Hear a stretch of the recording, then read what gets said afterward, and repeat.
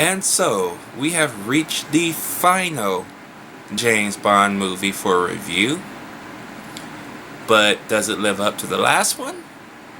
Let's find out.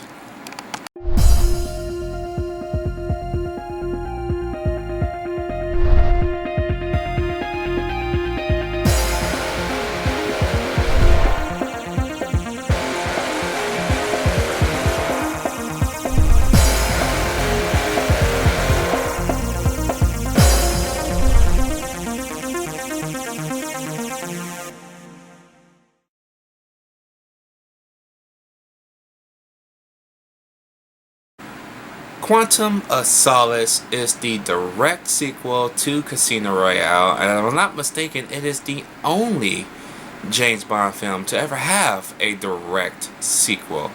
Memory serves me right, I think this is the first one to have a direct sequel to the first movie, so that's pretty awesome, actually. And, yeah, they started writing this movie, actually, when before Casino Royale was released, of course. And of course, due to that writer's strike in 2008, Daniel Craig had a little bit of writing credit going on in this movie, but he was uncredited in the final cut of this film. Also, the title is taken from, of course, the other James Bond novel, For Her Eyes Only, or For Your Eyes Only, I should say. So that was pretty cool.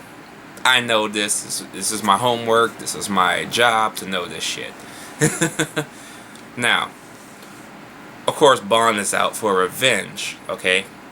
And he meets Camille Montez, played, of course, by Olga Kurylenko, and she's also out for revenge for the death of her family.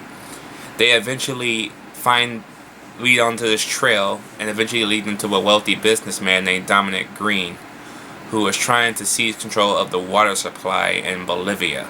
So of course they gotta take them down, gotta take him out as well. This movie is so underrated. Nobody talks about this movie, and when they did, they hated it. I didn't understand the hate Quantum of Solace got, even from John Campea. John Campea even hates this movie. I don't know why. I really don't know why. This is the second movie, of course, my cousin and I went to go see in theaters. My cousin really didn't state what he thought on this movie after we saw it, but I thought it was pretty fucking good, okay? And the acting in the movie is great. It is solid, of course, it's solid. It's a James Bond fucking movie. No acting will ever be terrible in a James Bond movie, so far as I know. So, so they do their best to cast excellent actors and actresses, so that's a good thing. The villain in this movie, he's good. He doesn't leave a lasting impression, but at least I remembered his name. You know what I mean? I couldn't even tell you the name of the last villain from Die Another Day. So at least his name sticks. So that's a plus. That's a plus. And this movie has one of the most awesome references ever. And if you're a Bond fan, you know what I'm getting ready to talk about.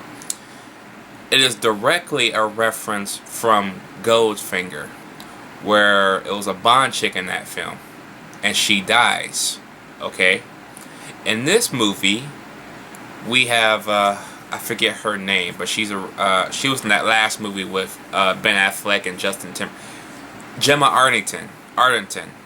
She's in here, of course, and she dies the exact same way, except it's tar instead of gold. That was awesome. That was an awesome reference. I didn't catch that back in 2008, but now that I've seen all of them until this point, that was cool. That was fucking cool. So that is probably one of the best references I think I've ever seen in a James Bond film. Because they actually showed it almost scene for scene a little bit. So that was kind of cool. Very, very cool. The action in the movie is pretty good. It's pretty solid action.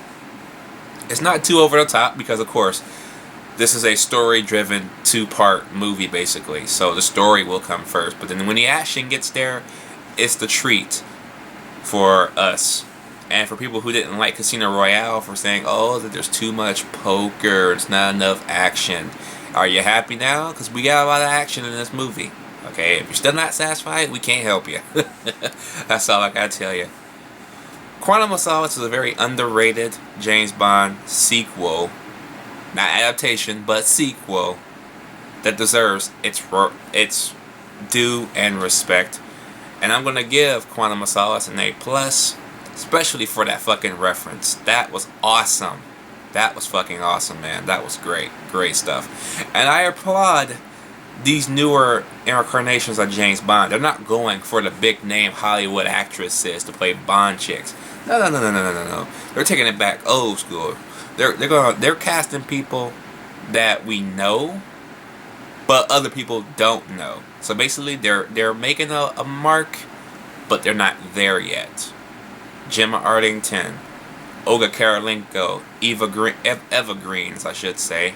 And now look at Evergreen. Ever since Casino Royale, she's making a name for herself. So is Olga Kurylenko, except, you know, Hitman and Max Payne, not her two strongest suits. But, yeah. So let me know what you guys think about Quantum of Solace down below. Did you like it? Did you hate it?